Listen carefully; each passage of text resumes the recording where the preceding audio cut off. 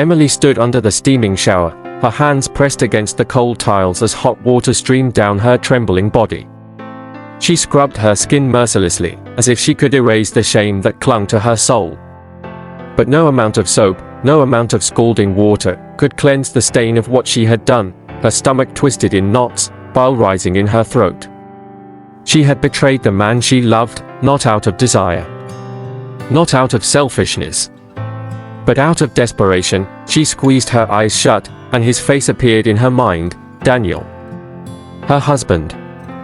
Her best friend. The man she had vowed to love and honor. If he ever found out what she had done, a sob escaped her lips, her body shaking violently as the memory of the night replayed in her mind. The touch of another man. The whisper of threats in her ear. The suffocating guilt that now consumed her. Emily never imagined she'd become this woman, a wife who strayed. But this wasn't infidelity. It wasn't a betrayal of the heart. It was a sacrifice, a deal made in shadows and whispers, with a devil in a suit who knew exactly how to break her, and Daniel. He couldn't know. If he knew the truth, it wouldn't just break their marriage. It would destroy him. She took a shuddering breath and turned off the shower. Her legs felt weak as she wrapped a towel around herself. In the bedroom, Daniel lay asleep, his face peaceful, unaware of the war raging inside her. She crawled into bed beside him, staring at the ceiling, knowing she had just made the biggest mistake of her life. And the worst part, it was only the beginning. 2 weeks earlier, Emily watched as Daniel paced their small home office, running his hands through his hair in frustration. Papers were scattered everywhere, business reports filled with red numbers and overdue notices. "We're finished," Daniel muttered, his voice hollow. "If we don't get this investment, I'll have to shut everything down." Emily's chest tightened.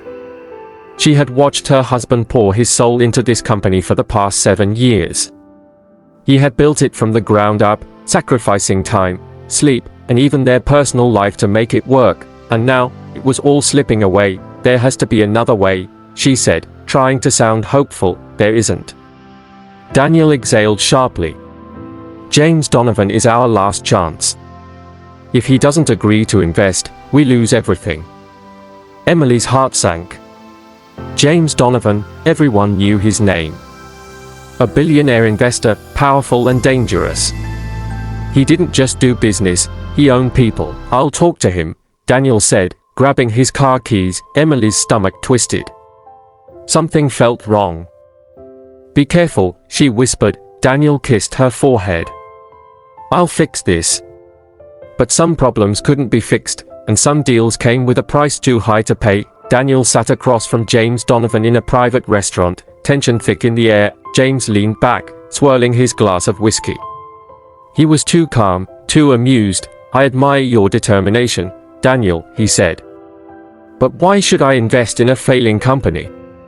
Daniel swallowed hard. "Because my company has potential.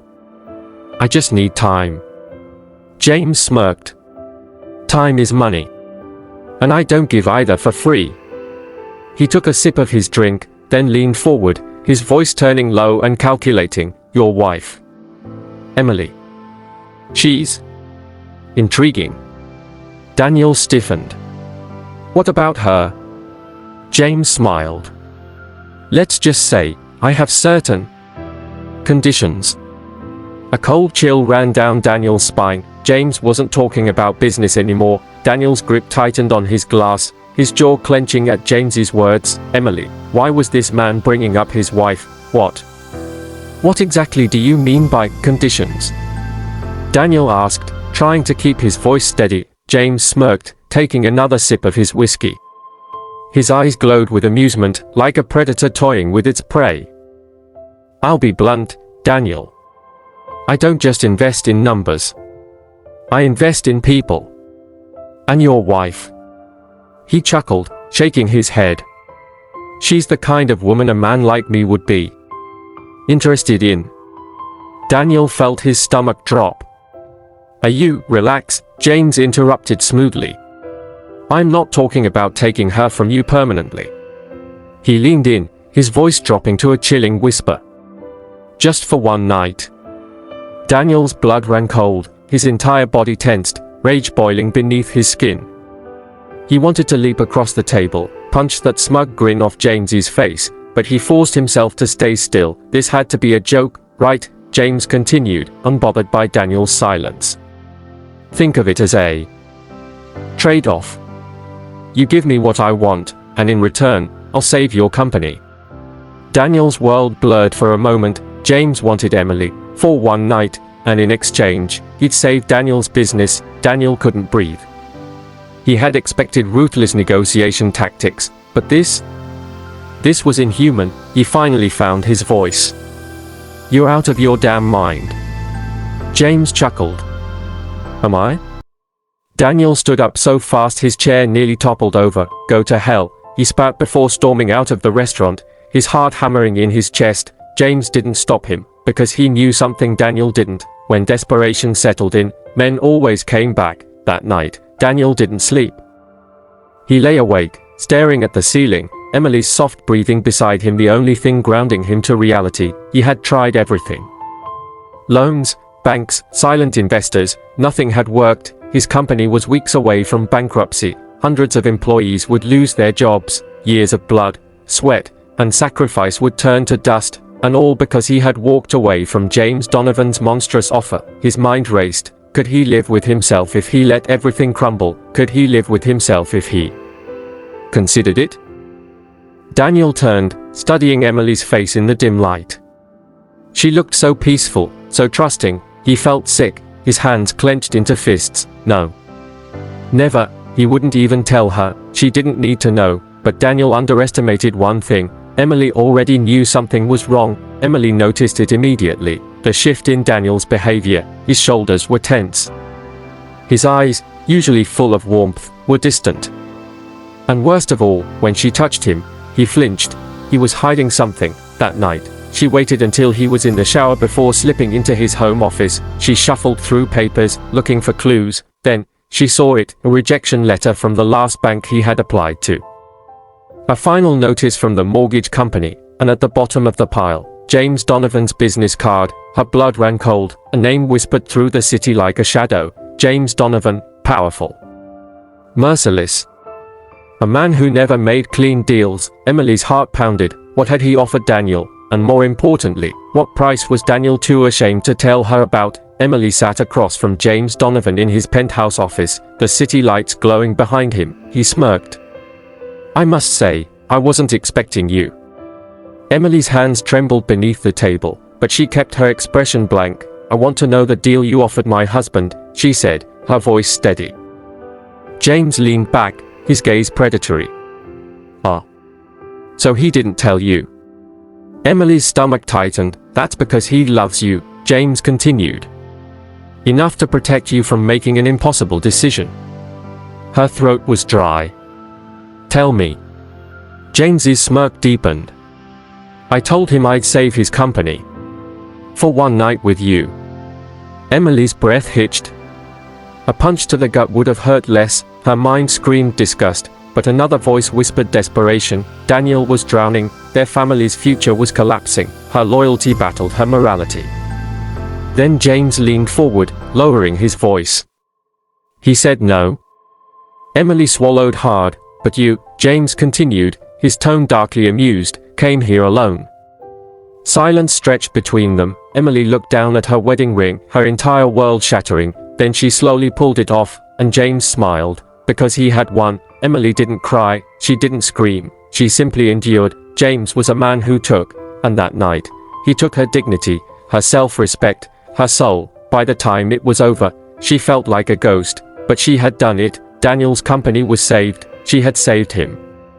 But at what cost? Daniel knew something was wrong. Emily avoided his touch. Her smiles were forced.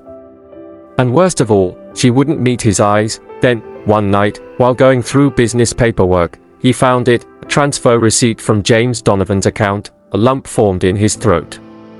No. No. No, he stormed into the bedroom.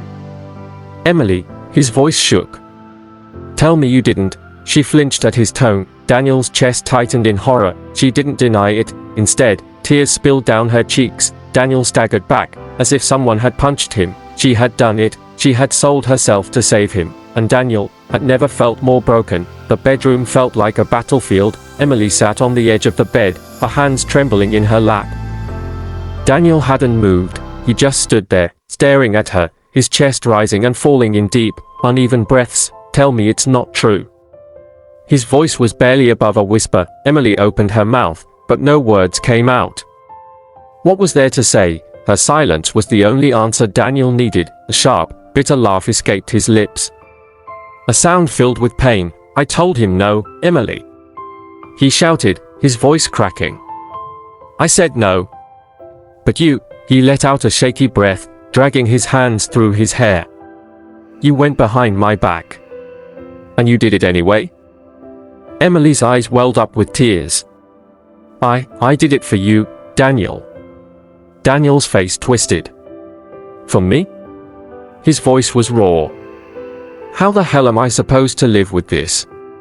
Tears streamed down Emily's face. "I couldn't watch everything fall apart. Your business, our life, everything you worked for, so you decided to sell yourself to fix it." His voice was like a knife. Emily flinched. That word, he made it sound so filthy. "Do you have any idea what you've done to us?" Daniel's voice was hoarse. "To me?" She tried to reach for him, but he stepped back as if her touch would burn him. "Daniel, please." But he was already walking away, and Emily knew this wasn't something he could forgive. Daniel drove for hours, but he couldn't escape it. The image of Emily in another man's arms, James Donovan's arms. He felt sick, his knuckles turned white as he gripped the steering wheel. She had done it for him.